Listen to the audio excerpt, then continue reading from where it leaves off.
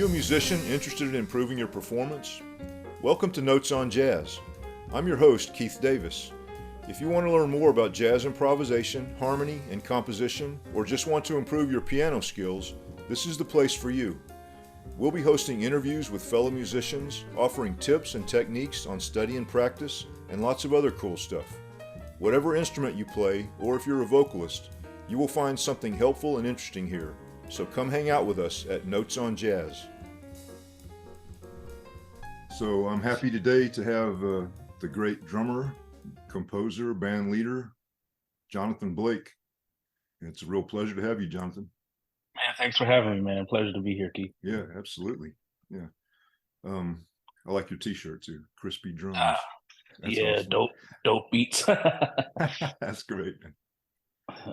So I've known about you for a while here, of course, but where I recently had a chance to see you play was watching that video of Maria Schneider Big Band when you guys were at the Jazz Standard.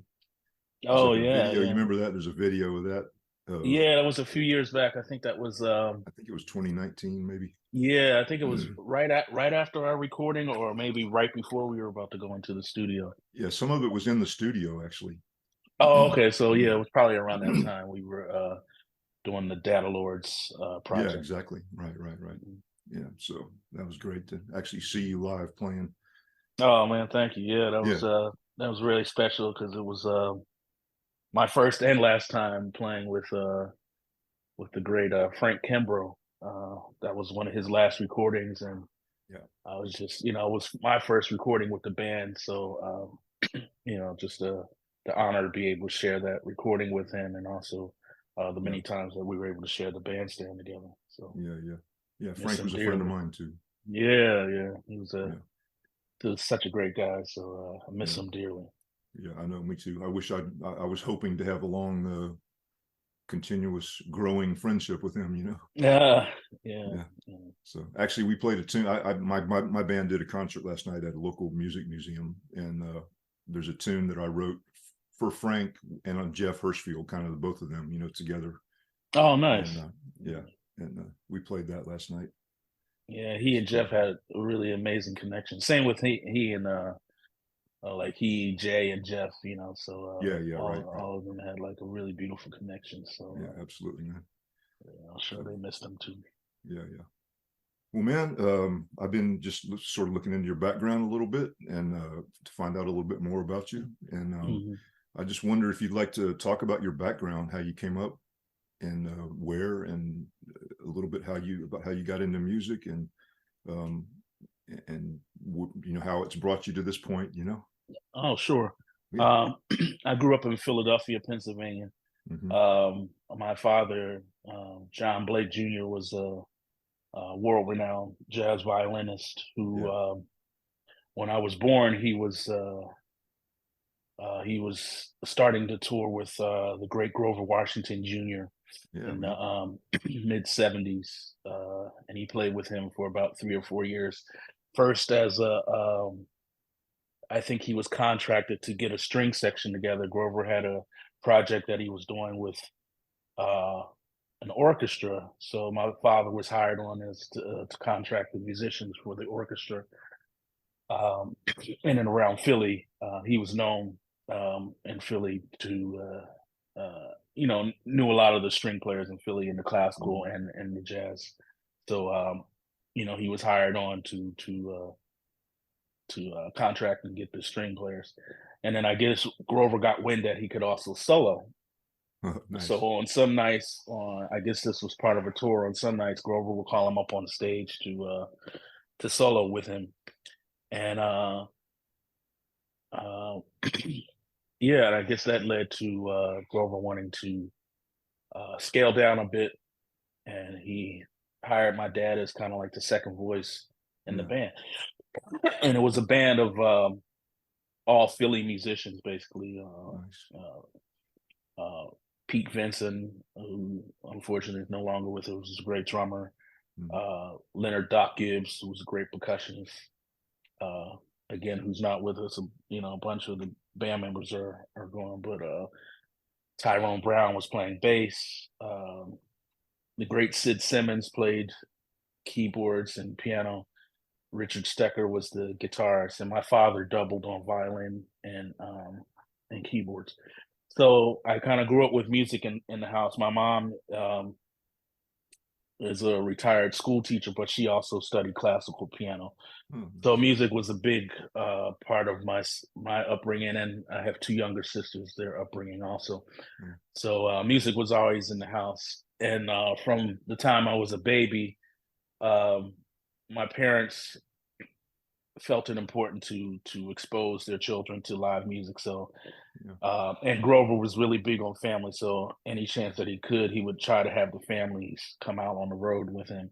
Oh, wow, that's So I cool, was man. going out pretty early on That's tour with great, my man. dad That's really and going cool, to man. show. Yeah, Yeah. it was really amazing. So yeah, so and coming up in the school system, public school system in Philadelphia, um, at that time it was great music programs in most of the public schools. So my elementary school, I was well, I should preface that I started playing violin first when I was 3 years old. My father was, of course, my first teacher, but then I started taking weekly lessons at a music program, or I should say one of the music facilities that they had in New York. There was a place called Settlement Music School, and these were like music schools outside of your regular public school that were in and around the cities of Philadelphia, different parts of the city.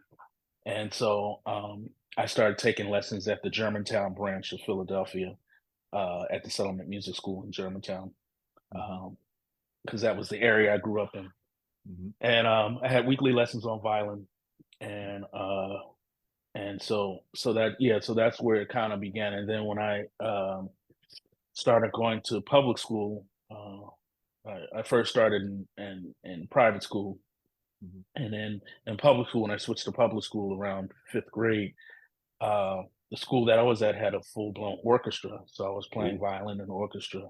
cool. And right around that time, they were trying to start, um, I guess, a full music program, which meant having a concert band, which meant also having like a jazz band. Cool. So they had, excuse me, they kind of had auditions for the kids. I remember being in the auditorium with a bunch of kids, and we all had to kind of take this proficiency test or whatever it Yeah. was. I don't know, identifying notes or singing back notes. I don't know what it Right. was, but Right. Right. um, whatever it was, I got maybe about a week or two later, I got a message um, in one of my classrooms that I was in, stating that I scored very high on Good. the music proficiency test. And so with that came the choice of what instrument I would like to play in addition to the violin. And I had always been fascinated with rhythm. Yeah. My parents would tell me when I was very young that I would kind of set up my mom's pans on the kitchen floor and take spoons and whatever was on the radio. I would just kind of start trying to mimic the rhythms that I was hearing. Right. So yeah, so when this opportunity presented itself, I said, okay, of course, I want to play drums.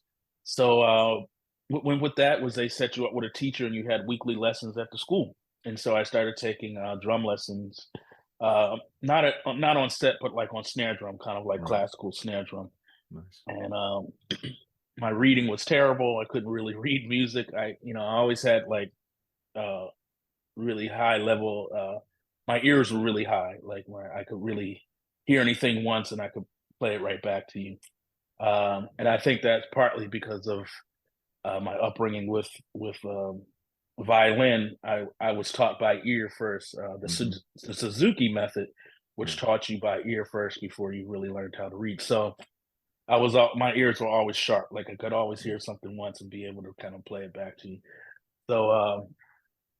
So but the teacher worked with me, and eventually, my reading got stronger.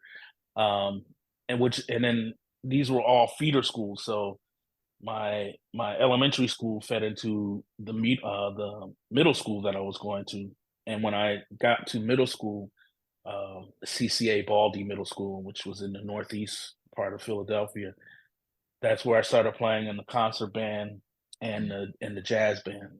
And so yeah, so I started, my music teacher then was a pretty hip guy. He knew about like, Bird and Yeah. Train and Miles Yeah. and he was really into like weather reports. So we played a lot of those charts of Yeah. Cool. like Birdland and things of that nature. Cool. Yeah. Um, but by that point, by like sixth and seventh grade, I had also started playing in a youth ensemble, jazz youth ensemble that met outside of school. Was coached by a great gentleman who recently turned 80, but he taught all of us. Christian McBride, the late great Joey DeFrancesco, Kurt Rosenwinkel, Rob Landum, and his brother Byron Landum, Jaleel Shaw, on down to people like Justin Faulkner, Nasir Ebo, his brother, and Emmanuel Wilkins.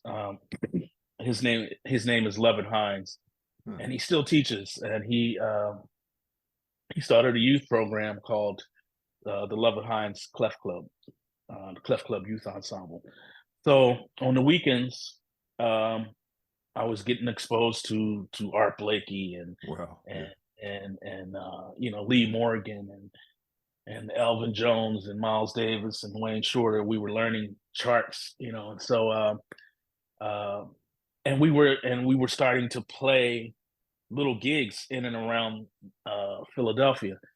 So it was for me, it was so inspiring to find kids my age, like 11, 12 years old, who were starting to get into the same type of music I was checking out. Yeah. We That's were all great. influenced by stuff we heard on the radio, R&B and hip hop, but to actually also have this side music that we were into, where we were checking out Wayne Shorter Yeah. or Charles Mingus, whoever. It was really inspiring.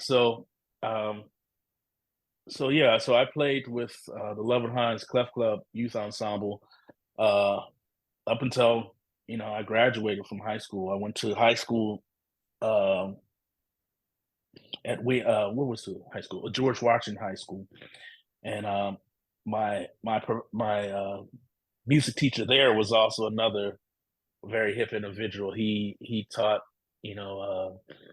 people like the late great Charles Fambro, and Yeah.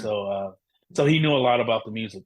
Um, and there I also started playing in drum corps and marching band.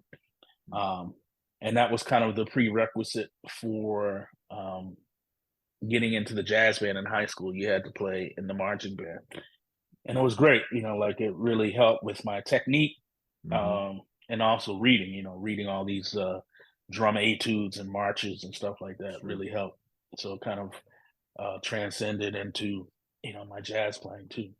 Um, so I should also preface that before I could play the drums and get a drum set, my father and mother stressed to me that I needed to take piano lessons. So, so the same school, the Settlement Music School that I was mentioning earlier, in addition to playing violin, I also had to take piano lessons, Yeah. which I didn't want to do. But now that I look back on it, I'm glad that my mother and father were so persistent because it has really helped with my composing. I Yeah. can Sure. sit down and figure out chords and different movements and how I want and how I want to shape my tunes that I write. So Mm-hmm. I don't know if I could do a gig on piano, but I could most certainly like figure out Yeah. chords and chord progressions. Yeah. So I have to thank them for that because I know I probably put up a big stink or a big fight to when they told me, yeah, before we get you this drum set, Hmm. you're gonna have to take some Uh-huh. piano lessons. So so So let me yeah, ask you so something. What I hate to but interrupt, but I want to ask you. So when you were learning piano, and when you say it helps you, of course, it helps with composing, mhm. But how did you learn about the harmonic stuff that you needed to learn about in order to compose? Did you have a teacher that showed you that stuff? I did. I had a teacher at Settlement who kind of showed me. Well, first we were playing a lot of classical etudes. We were playing a lot of Sure. those Bach inventions, Sure, like those man. two-part Sure. Yeah. inventions. Um, and and then I got really into Bela Bartok. Like I Yeah. really started to love all his compositions. And so I remember pretty early on, and my teacher had me learning all these different Bach etudes and stuff like this. That's great. And so um, I started learning about harmony first through that, and then um, later on, I had another teacher, um, and this was also outside of. This is kind of more when I went to college. I started studying with a teacher named Noreen Gray Leanhart, and she really helped me with learning about harmonic progressions, and we were always shedding on 2/5s and Yeah. and Yeah. and Sure. all Yeah. this. And Beautiful. um so she would have me bring in tunes that I was working on, and she would first show me like, okay, I love this melodic motif that you have. Here's some ideas that you can play with. And Hmm. she would have me think about different kind of harmonic structures based off of some of the devices that she would give to me on a weekly Hmm. basis. Then I started studying with another gentleman by the name of Vincent Hill. He was also at the college I went to, which was William Patterson. Um, so a lot of that came later on in college. In high school, it was more like just classical structure. I was learning, just learning about the facility of the piano and just being able to get around it, practicing my scales and things of that nature. Hmm. Cool. That's good. Yeah.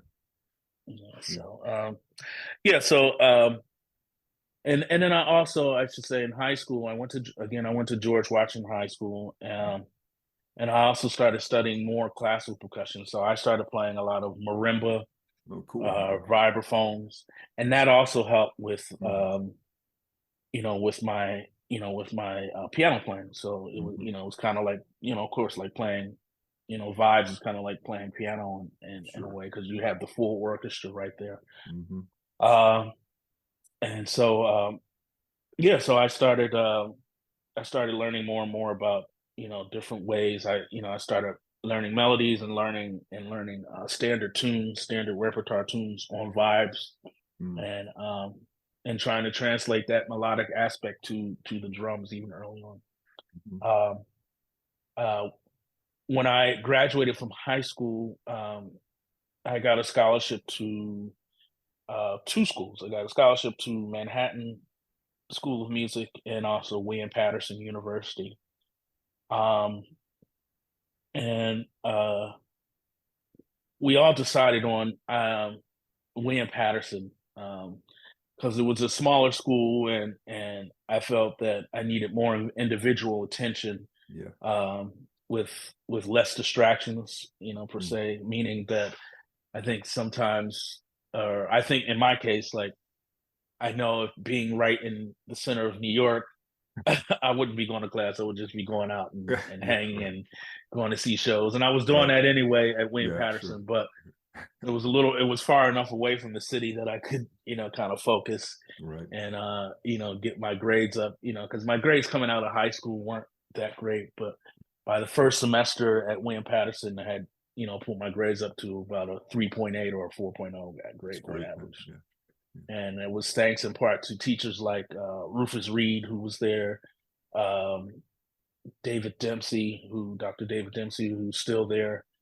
And now that I'm back there as a professor now, it's kind of crazy to come back Yeah. to those halls at William That's Patterson. great, man. But the Yeah. faculty when I was going to school there was amazing. They had Steve Wilson, Steve Turre, uh, Vincent Herring was one of my Yeah. instructors. Yeah. So these were all musicians who were on the scene, working Yeah. constantly. Yeah. So it was very inspiring to be around, surrounded by these professional musicians, because Sure. they were already doing what we as students were trying to get to. Yeah. So um, Yeah. so with the encouragement of a lot of professors there, especially like Vincent Herring and Steve Wilson, they encouraged us all to bring in any original music to the ensemble. So Mm-hmm. I had already started writing in high school. You know, my first one of my first instructors that I mentioned, Levin Hines, he encouraged us at a very young age. I think we were like 12 and 13 when we were first starting to compose our own music. Mm-hmm. Uh, I just kind of continued with that. You know, I kind of Mm-hmm. continued because one of the things that Lovett and my father would stress to me was that, you know, writing your own music is a way um, to showcase your own voice in this music. Absolutely. So, I tell my own students so that all the time. You know, I tell them, I encourage them all to write tunes. I tell them I've learned as much from writing my own music as I have from any other thing. You know, it helps you grow, yeah, yeah, helps you you really learn, you learn know? about yourself for Yeah, sure. yeah, So, absolutely. you know, with that encouragement, I just continued to write all through high school Yeah. and through college too. And Mm-hmm. then when I graduated from William Patterson, I was already working pretty steadily in William Patterson. You know, I was working professionally with the great Oliver Lake and his Yeah, big band, yeah, and and the Mingus big band. You yeah, know, yeah. and also I think my second year in school, I started working with Roy Hargrove's quintet. Yeah. So I was already starting to work as a professional musician. Mhm. So when I graduated, um, I took some time off and was just you know, touring quite a bit with these different bands. And when I was about to have my first child in the early 2000s, 2005, I decided to go back to school so that I could take some time off the road Mhm. and be home.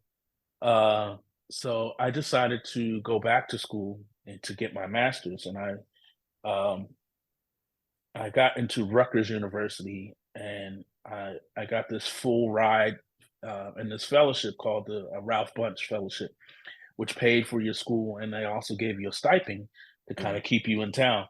Yeah, great. So, so that was also an amazing experience because I went back and, as opposed to what I did in undergrad, where I got my degree in um, jazz studies, I went back and jazz studies and performance. I went back and got my degree in composition, and so there at Rutgers, I started studying with the late great Stanley Cowell, Oh, yeah, yeah. um, and and I had like an independent study class with him where we just dealt with compositions, and he gave me a different technique each week to try to write a to write a tune based off of whatever technique he had. Whether it was he had this thing called the mirror image where uh, the left hand is mirroring whatever the Yeah. right hand is doing. Yeah, So I do he that. had me, yeah, yeah. Yeah, So I do that. yeah. Yeah.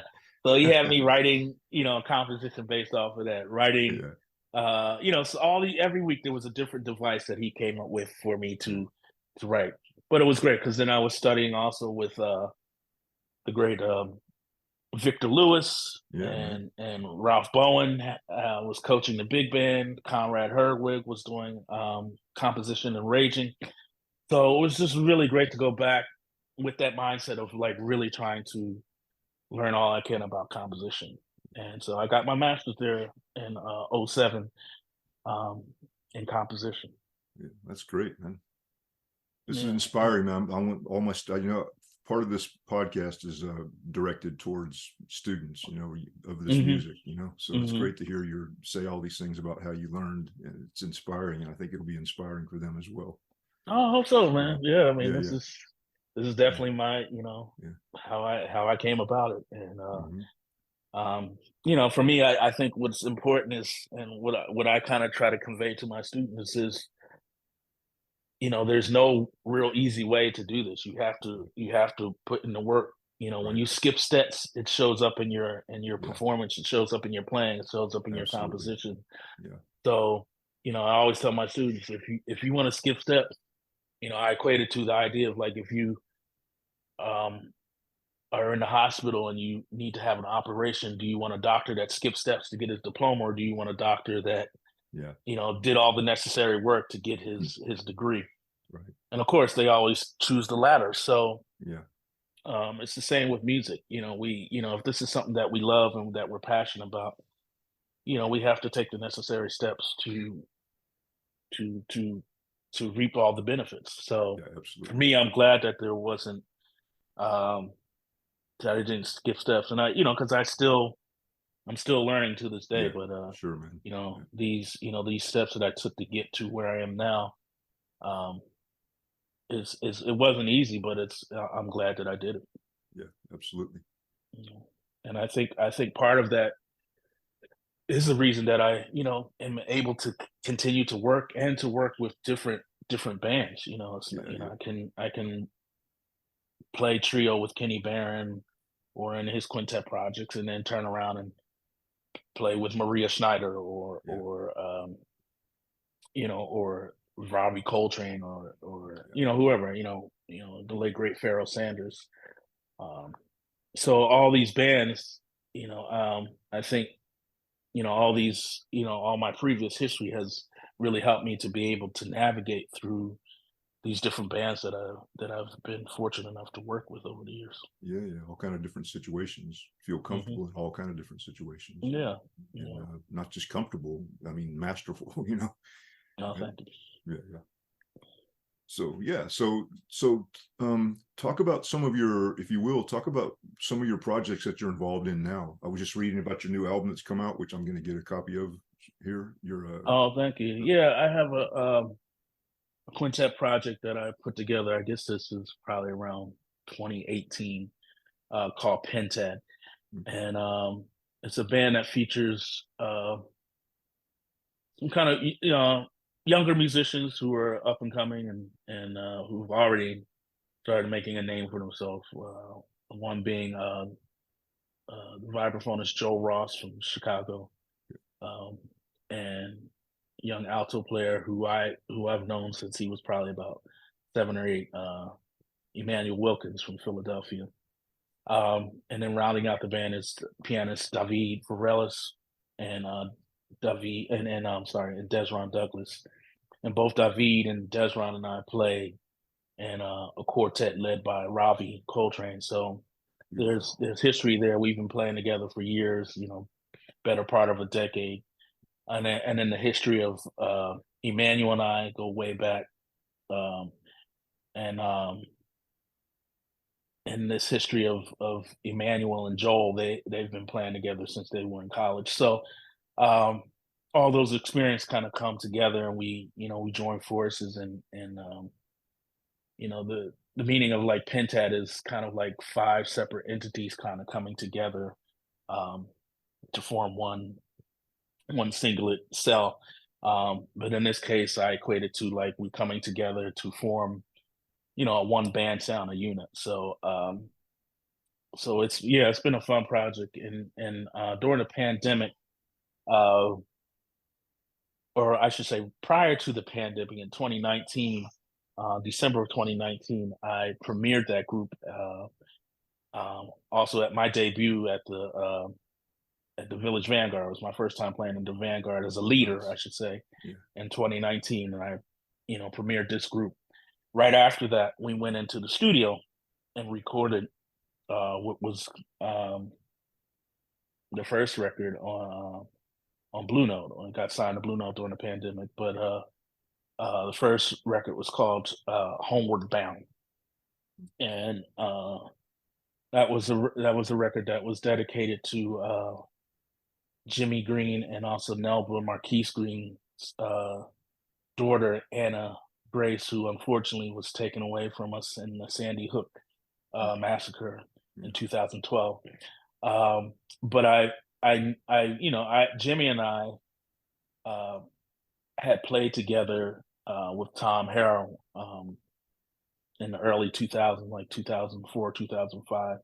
So I really got to know him, and I really got to know his family. Matter of fact, I remember when uh, Nelba sent out this mass email, you know, uh, stating the birth of their new child. So, and as a parent, as a father, that really hit me deeply to have somebody so close to me lose one of their children. Yeah. So they gave their blessing, and I wrote this tune called "Homeward Bound" for Anna. Um, and so that was a release that came out in October of 2021. Mm-hmm. And then just about a month ago, we released our second record called Passage, which is a dedication and a celebration of the life and legacy of my father, John Blake, Yeah. who passed away in 2014. Um, the title track is actually a piece of his that he never got a chance to record. So it was one of the first pieces that I bought to the band when I put the band together. Um, and I just love the way they played over it. So we recorded, and that's what became the lead off track to the new record that's out now, Passage. Nice. I look And forward. I haven't heard either one of these yet, but I look oh, forward to okay, hearing them. I'm going to get a hold of them and check them out. So. all right, thank you, man. I hope you enjoy them. Yeah, I So will. yeah, And so I want to ask you one more thing. I was reading about Homeward Bound, and I saw that you have a song dedicated to Sam Rivers and Aaron Parks. yeah, Did yeah, you ever that's have a a. chance to play with Sam Rivers by any chance? I never got a chance to play with him, but I met him several times Yeah, before he passed away, and yeah, and I've always loved his writing. He's yeah, such a we talk about somebody that has a unique voice. yeah, He had a exactly. unique voice on the instrument, but like Yeah, his compositions were very unique. Like they don't sound like anybody else's. So that's right. like when Yeah, you hear him, absolutely. you know it's Sam Rivers. Right, right. So I think I, around the time I was writing this piece, Rivers and Parks, um, I had been listening a lot to his song "Cyclic Episode," and then I was also listening to this Aaron Parks composition called "Hard Boiled Wonderland." It's based off this book of the same title, and I don't know. I just kept that. I guess those pieces were in rotation of certain things I would listen to. Oh, I remember I think I was on tour with Kenny Barron, and we were in London, and I had some time at the piano, and I just started coming up with this melody, and I heard this bass line against it, and then I kind of finished it, and when I finished it, what I realized was that I didn't, unbeknownst to me, I don't know why I did this, but I started counting the bars, and I was like, oh man, this is like a shorter form. It's like a 16 bar form. And then I realized Cyclet Episode and Aaron's piece, Hard Boiled Wonderland, were both 16 bar phrases. So I was like, oh man, okay. I right. guess I was really inspired by that. So Yeah, so yeah. I said, okay, I have to dedicate that to them. So that's why it became Rivers and Parks, because That's great. it was kind of based off of that. So yeah. I saw Sam play when I must have been 19 or 20. I was living near Atlanta. That's my hometown area, And I Okay.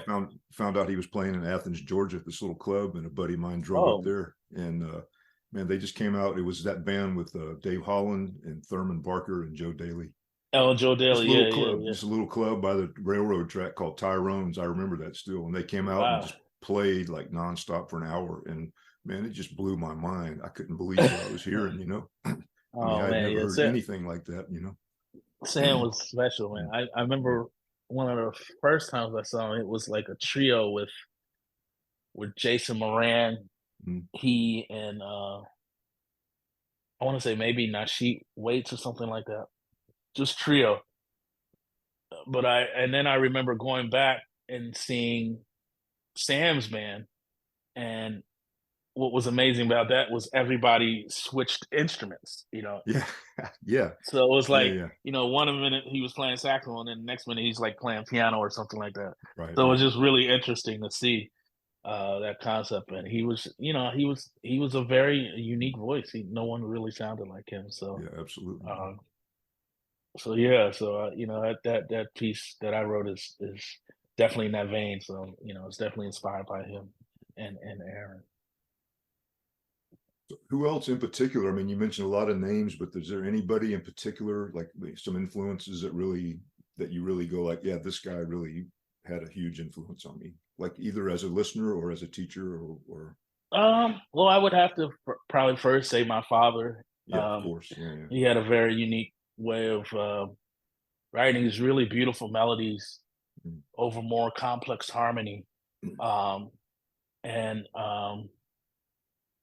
his influence was also, people he played with like Grover and Washington, and also McCoy Tyner, who he worked with for 5 years. Mm. Um, but then also for me, Tom Harrell is another Mm. big influence. Right. Having played with him for almost a decade. Um, he was one that I looked to because he always wrote these what I call memorable melodies Yeah, that yeah. you kind of just walk away singing. Right. And so I think his influence was on me about even he would never even say anything, but I took away from just like from those experiences playing his tunes, never forsaking the melody. So Mhm. with a lot of my music, I try to do the same thing. I try to write these melodies that people can walk away singing. Yeah, yeah. I don't try to write hard melodies for the sake of being hard or trying to be hip Absolutely, or man. Yeah. whatever.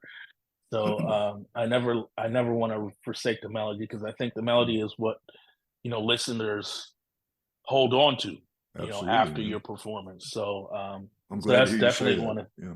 Oh yeah, I I'm mean glad I've because I've somebody just said that to me today about my own music. They were like, your music, it has good melodies. That's what we hear. yeah, So I yeah, think that's real important. I stress that with my students too. Don't write something complicated just for the sake of making it complicated. yeah, Yeah, it yeah. has to be I something mean, you can hold on to. the average listener is not listening to whether you wrote that in 7/8 or Mm. 14/8 Yeah, or whatever. right. They're trying to grasp onto the melody. They're trying to forget about their daily life. We're storytellers. So Mm-hmm. if you're trying to tell a story and it's all over the place, people can't follow it. So Right. I try to write these tunes that you know engage the listener. Keep them wanting to come back. So for Mm-hmm. me, Tom is a great example of that. Of course, you know Wayne Shorter. Yeah, yeah, Uh, you know is another amazing, of course, amazing, musician, but also composer. So he's definitely, he definitely has inspired me. Uh, Milton Nascimento. yeah, I can go on. Dori Kayami. oh, Like a lot of yeah, Brazilian. Rosa Passos is one of my favorites. Uh, Maria Schneider, of yeah, course. yeah, So the list goes on, and yeah. there's very different reasons why I like all these Mm. individuals, but Mhm. to keep the story short, I think it's more that I'm just inspired by their music and by their by their compositions. Yeah, I'm really glad to hear you say that, man. I think that's a really that's a huge. You might not think so, but I think it's a huge thing that you're focused on the compositional aspect of it. And Yeah, I I think mean, it's I great. think I think a lot of I think in general a lot of people don't think as drummers, they don't think drummers can Mm, compose music and write music. right. But also some of my favorite composers are drummers. Joe Yeah. Chambers is one of my favorites. Yeah. Yeah. Tony Williams is another one of my Sure, favorites. man. Right. Um, Jack DeJohnette. Yeah. Sure. They're great drummers, but they're great composers. I mean, Right. so Exactly. Yeah. um, so even more modern day. I mean, Brian Blade, Bill Stewart. Uh, yeah, I mean these are great drummers, but also great composers. So I Yeah. think I think I think drummers have a lot to say, and I think what's really special about drummers is that they can come to it from um, a few different avenues. They Mm. can come from it with a melodic sense, but they can also come to it from with a more rhythmic Sure. sense. So Yeah. um, or a sense of groove. So Yeah. Yeah. Yeah. I think it makes drummers' compositions very unique Yeah. because of that, because of I those agree. aspects in it. That's a good point. I agree with that So 100%. you know, Yeah. so I've Yeah. definitely been inspired by a lot of drummer composers too. Yeah, that's great, man. Yeah, that makes me want to check out those guys. I mean, of course, I know all those guys, but of course, I've heard lots of Jack's music. Oh And yeah, matter of fact, the Pentad group, Pentad band actually plays. one of his compositions, called, what's it called? Papa Daddy and Me. Mm. And that was a composition off of, I think, his first record called, Complex. And he's not even playing drums on it. He's playing melodica, and Right, Roy right. Haynes is playing drums. It's a piece that he wrote for Roy Haynes. Yeah. Uh, and it's a simple melody, but it's very catchy. And Mm. yeah, we enjoy playing it. We actually recorded, but it didn't make the record. But who knows? Maybe in the future. But yeah, I mean, I love that.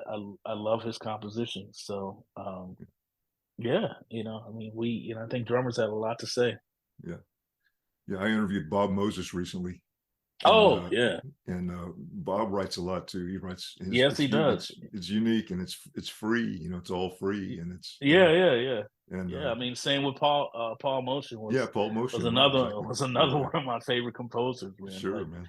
very unique composer, very Yeah, unique they writer. bring a real unique thing to it. Yeah, Hmm. yeah, Hmm. yeah. So that's so the Pentat is one project. Now I have another project um actually that I'm getting ready to premiere at the Vanguard in October.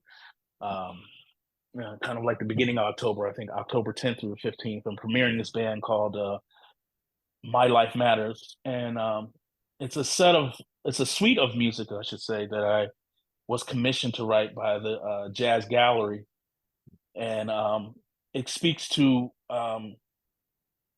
trying to unify us as a people. Not trying to think as separate races, but as the one race, the human race, and speaking to the message saying like when one of us is down, we're all down. So we can't be afraid to speak up and speak out when we see injustice is happening, because Mhm.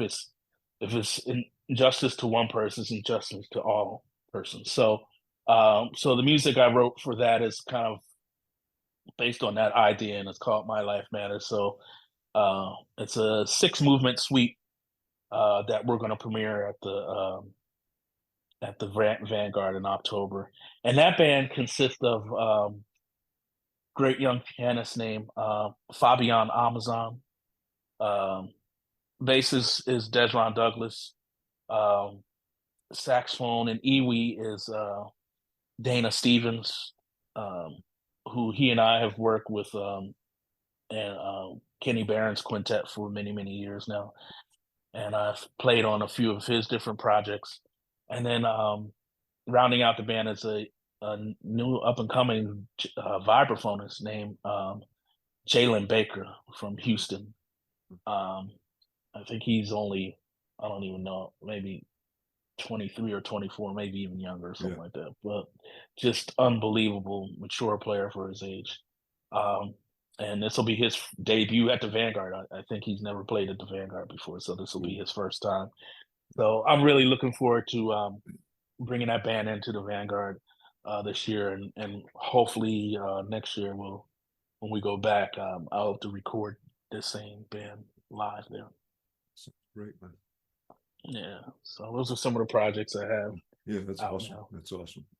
Thank So I you. want to ask you while we're talking also, if you can tell me just of your own, not just your own recordings of your own as a leader, but Hmm. just in general, what are some of the favorite recordings that you're on? Oh, Just oh like man. some Well, of the top, maybe top 4 or 5 or something like that, if you can think of something like that. okay.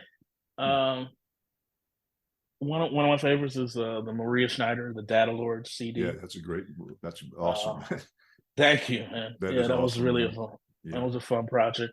yeah, yeah. There's also a record that I did with Kenny Barron and Dave Holland called "Without Deception," which was a very fun project to do.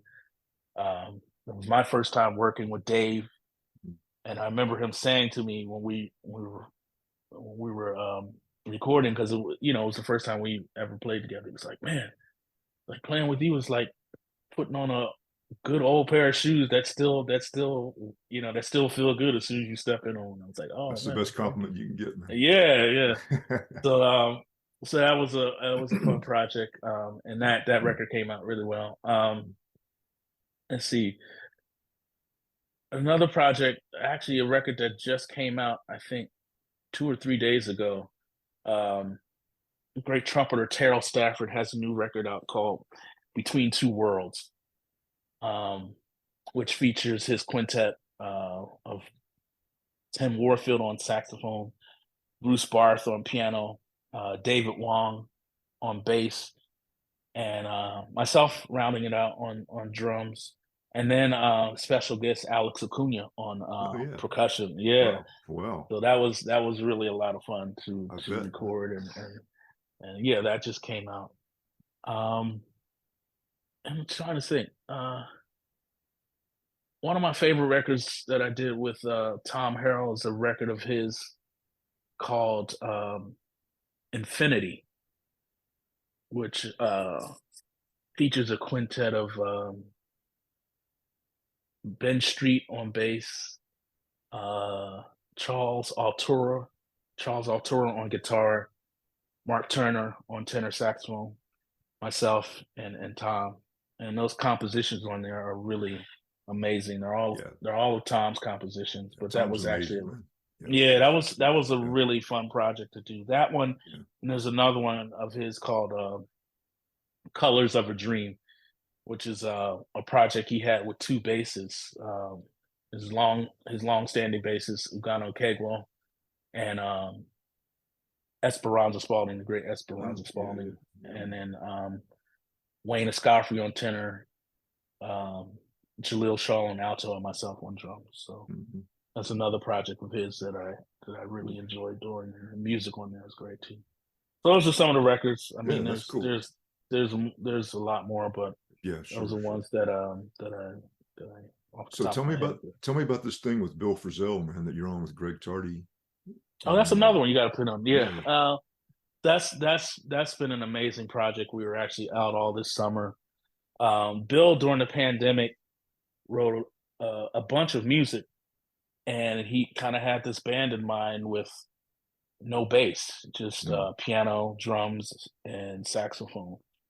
And I had done maybe a couple things with him. I remember playing a duo gig with him pre-pandemic. Where was that? At the Stone. I think when it first moved to John Zorn's club, the Stone, when it first moved to the new school, inside the new mm, school. okay. And I guess he was doing one of those residencies there, and he had a couple nights where he featured different drummers. I think it was myself, uh, Mark Juliana, and maybe one or two other drummers. And I just remember like that first our first time playing together. It was just an amazing feeling. Like it, same type of thing with Dave. Like it kind of felt like we had played together for many years. Yeah.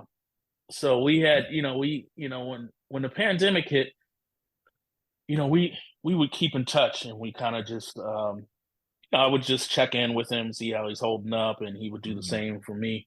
right. And at one point on one of the conversations, he's like, "Man, I have this idea. I've been writing all this music, but I don't know how it's going to sound. And um, would you be into recording with me?" I was like, "Oh man, sure. I would love to be able to get together and play." So, Yeah. but it was an amazing experience because none of us in the band knew what it was going to be. Uh-huh. We kind of got together once and kind of just ran over the heads. But then, when we got to the studio, it was just kind of like, all right, let's just try it, see Yeah. what happens. He didn't even have names for the song. Some were like April Yeah. 2022 or, or Yeah. March Dates. Yeah. Right. 2020 or something like that. Um, but, the thing that I loved about it was that, he put trust and had trust in everybody's ability, their musical ability to bring their own voices to the music. And I think the the ending result was a very honest and a very organic way of recording. A lot of the music you hear on this record is first and second takes of stuff. Like we didn't That's really cool. do too many takes, so a lot of Yeah. it is a lot of it's first takes. What's interesting now is, you know, now that we've had a chance to play the music, we've done a few tours. You know, the music has evolved and it sounds completely different from the Sure. recording, Yeah, which sure. is, like some of the tunes we played don't even sound anything like the way it Right. sounded on the record. Right. So it's pretty interesting to see, Yeah. where it's evolved. Yeah. So we were out all this summer in Europe, playing festivals, and Nice. each night it was different. It was just, it was for me, it was just, you know, I was I was eager to get to the bandstand because I Yeah, always yeah, wanted to yeah. know, okay, what are we gonna get to tonight? Yeah, And it was yeah. just, it was always great. And then to conclude it at, our, what I like to think of as my second home in the Vanguard was just, Yeah. you know, like the icing on the cake. It was just Yeah.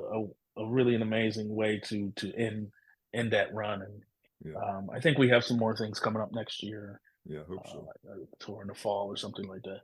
You But think you'll make another recording of that, like, after the tour? It'd be nice to record, how it I would, evolved from the yeah, I would love to. I would love to see.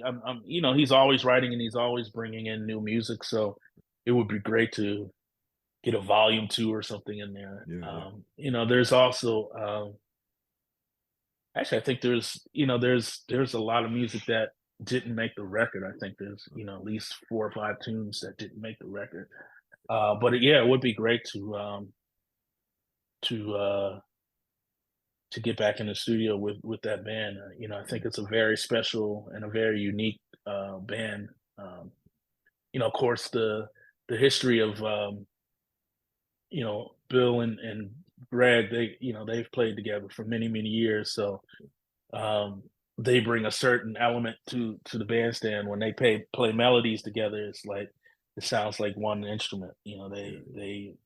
They know how to lock in and really blend very well. And then, um, and then the history with Bill and Gerald, playing with Charles Lloyd for many years, is also another element that's very interesting to explore whenever we step on stage. Um, I also think what's very unique about that band is that, it's he doesn't, Bill doesn't take that approach like where it's like, okay, we played the melody, now it's your turn Yeah. to solo. It's like it's a very compositional speaking. It's very interactive. A lot of times you don't know who's soloing. It's like we kind of just have this collective thing going on, and Right. yeah, it's very interesting. Like we did we he never said anything, but we kind of just organically fell into that place where it was like, okay, what's going to happen? Like, Yeah. okay, maybe I'll play a little something here, and then maybe somebody else will play something. So it's I like that aspect, Yeah, because yeah. it's just a different way of of playing in a band. Mhm. So and Bill, he doesn't really think of himself as the leader. He thinks Yeah, of right, us as all of us as leaders in a way. We right. just come together. So yeah, so it's been a beautiful experience Yeah, yeah. uh, to share the bandstand with these 3 musicians. That's been a fun I bet. project. I can imagine. Yeah, I'd love to see that, man. yeah, yeah. I I've been hope to sometime, yeah. yeah, yeah. I hope I think we're playing. Well, I know we're playing there next year at the Vanguard, and I know we have some stuff in the fall coming up. Um, so I look forward to that. Yeah, Another band that I've had the experience of playing with, or another gentleman I should say that I've had the experience of playing with the last year or so is Fred Hurst, oh, yeah, great pianist. yeah. Last year I got a call uh, the day that he was supposed to start at the Vanguard, the Tuesday, uh, around 4 o'clock. I got a call, and I was literally just chilling. I was really happy because I had just gotten back, and I was like, oh man, I finally got a week to kind of chill out and relax. And I get this call, Jonathan, can you be down at the Vanguard in an hour? And I was like, what? And it turned out his drummer had tested positive for COVID, that day, and they needed somebody to come in and fill in. So I came in and wound up what I thought was going to be just a couple days turned in playing that whole week, and it was a really magical experience. I had never really played with Fred before. I had done maybe a couple sessions at his house prior to that, long time ago. But yeah, we hit it off musically and personally, and I was and so just a few months ago we played again this year. I think that was in when was that? Might have been in June. I think we played June or July. Um, and so that's been fun to explore some more trio with he and Drew Gress. Yeah, Drew's great, man. Yeah, Drew's amazing. I first started playing with Drew a little bit with Robbie's band, but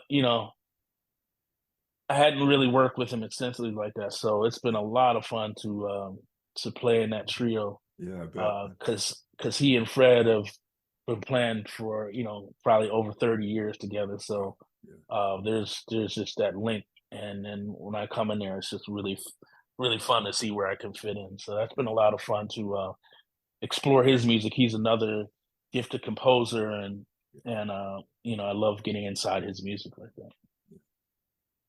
Great, man.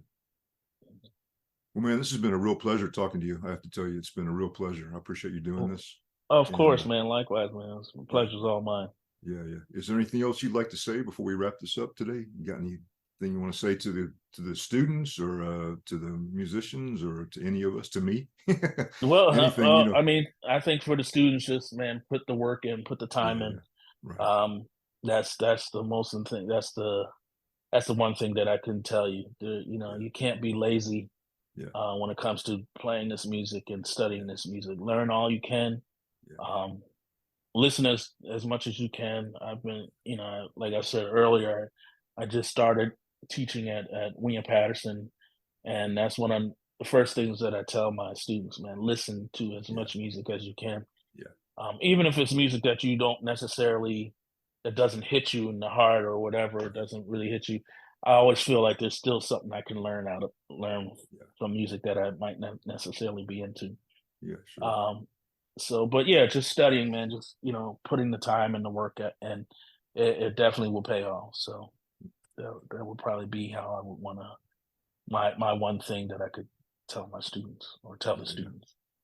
Yeah. Well, man, once again, thank you for being here today. It's been a real pleasure. My pleasure. My pleasure, Johnathan Keith. Blake. Yeah, the great Johnathan Thank Blake. you. Yeah. All right. All right, my man. Take care, brother. Take care, my bro.